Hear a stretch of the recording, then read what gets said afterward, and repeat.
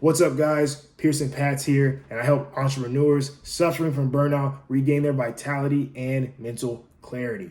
So today I want to talk to you guys about this vitamin deficiency that could be the source of your tiredness and fatigue. Now, what vitamin deficiency am I referring to? I'm referring to vitamin D, the sun vitamin, which is actually one of the most common deficiencies in the West. Now, the question poses itself, why is this such a common vitamin deficiency? It's a very simple answer. We do not go outside enough. We are constantly indoors, and this is the reason why most people have very little sun exposure. And if you have a darker skin tone, it's an even more common vitamin deficiency because the melanin in your skin reduces the ability for your body to absorb vitamin D. So people with darker skin tone need 2 to 3 times as much exposure to the sun. Another leading factor causing this is that there are very few natural sources of vitamin D, the biggest being the sun. Now, when it comes to food, the only sources of vitamin D you can get is mostly from fatty fish, salmon, swordfish, tuna. It's basically all seafood. And the problem is, seafood is not the type of food that's consumed on a regular basis in the West.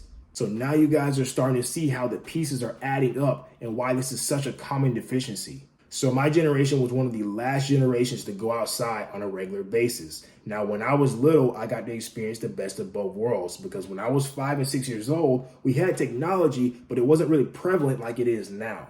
I experienced the entire evolution of the internet, cell phones, TV, and video games. And when I was a kid, we used to go outside like crazy, so I was constantly getting that sun exposure. But over time, I started noticing that kids were going outside less and less, and this became very apparent once I got in high school. At the beginning of high school, it was starting to die down, but there were still lots of kids going outside very frequently. But by the end of high school, I remember it was hard to get anyone to come outside.